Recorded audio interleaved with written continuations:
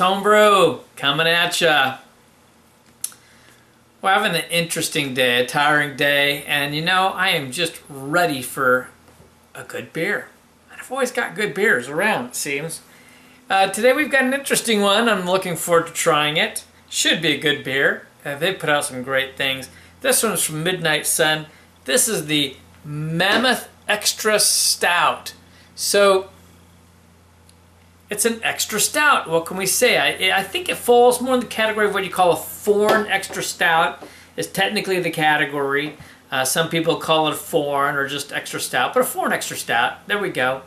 And that's a style of beer that really was a stout that was made for export. And so for English style, it was a little hoppier, and this one is 50 IBUs. It was a little higher ABV, higher alcohol level. This is 7.8. So it's not an imperial, but it's a foreign extra stout. It was stronger than just a standard stout that they had in the country. And that was the additional hops were so that it would help it to last longer, and the higher ABV would allow it to stand shipping abroad, like to India or the United States or wherever it might be going during occupational periods, things of that nature.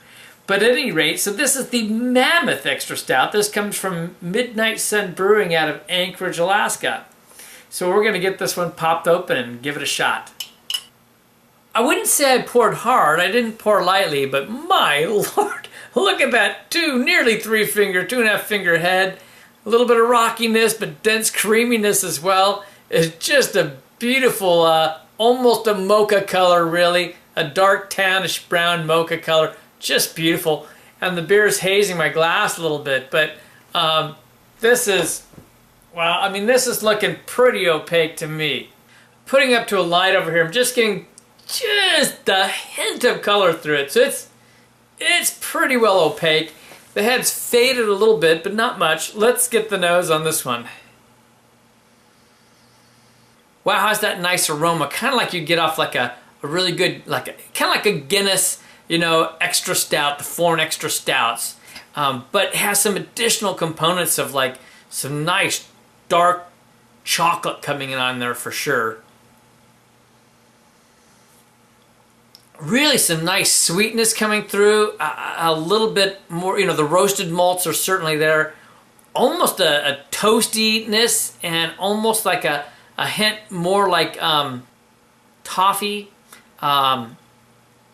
Some earthiness to it. Yeah, it's like an earthiness coming, I'd say, from the hops off of it. Maybe a little bit of nuttiness to it as well.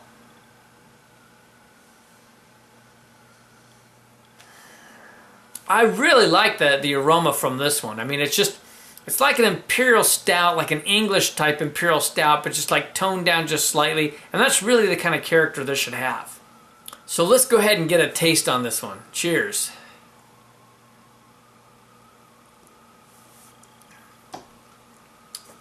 Oh, that's nice.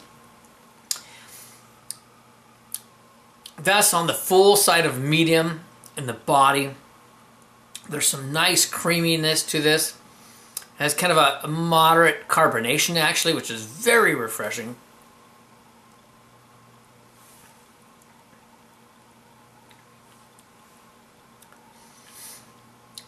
And even though it's very creamy on the mouth, it starts drying out on the back end, which is really classic for this style.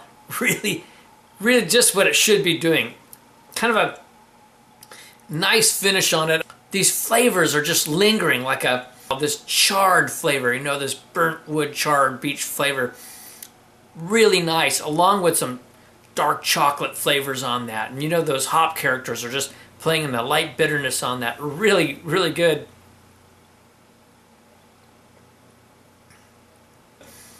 Boy, I just got a hint of some hops in there with a bit of a light citrus to it, you know, which was really excellent. Man, those roasted malts and those char flavors and this toastiness and with the chocolate flavors are really playing really well together, really nicely. Good balance to this. I'm warming this up, giving it just the mildest swirls. And one thing I want to point out is, look how nicely that head is just hanging through this. I took a nice several minute break here, and that head is just creamy, dense, beautiful, hanging in on this, Not lots of lacing per se anything. A little bit of legs coming off it lightly, but boy, that's amazing for a stout like this. And as I'm drinking this, one thing I'm noting is that the toffee flavors are really the stronger flavor, not so much the caramel flavors on the roasted side, which is very characteristic of what the English yeast, the proper yeast, are going to do for this. I'm assuming they did do an English yeast. Really, really well done for a foreign extra stout. They've got a little extra kick, but it really isn't that style. It's a pretty broad style. There's a lot of ranges, but this falls on the dry stout type range style, but within a foreign extra stout. Very, very nicely made. So how are we going to rate this one? Well, as a foreign extra stout, boy, that char taste is so strong. That would be the only detractor I would really come up with for it. But for the style, it's pretty bold. It certainly is. But it's within the proper range. And I've got to rate this one really well. I'm going to give this one a 91. I think that I haven't seen one rated that well, but I am. I think it's just excellent, excellent beer. Really very well done. Overall, let me take another sip. We'll see. I'll be honest. Overall, it's really tough. This is just quite good. Quite good. I couldn't be much more pleased. Foreign extra stout is not really my favorite style. It's a very good style. I like it, but it's not my favorite. But even then, this has so much going on in it that I like. Overall, I've got to give it an 88, and that's very good. A great rating, actually. I'm quite impressed. I don't think my expectations were this high, but I'm quite pleased. You might find some still in the stores. It comes out each year, I believe.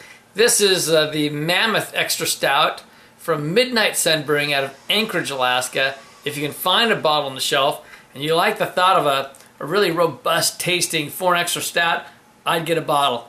This is Kevin from Clement's Home Brew saying life's too short to drink cheap beer, and I'll see you in the next beer review.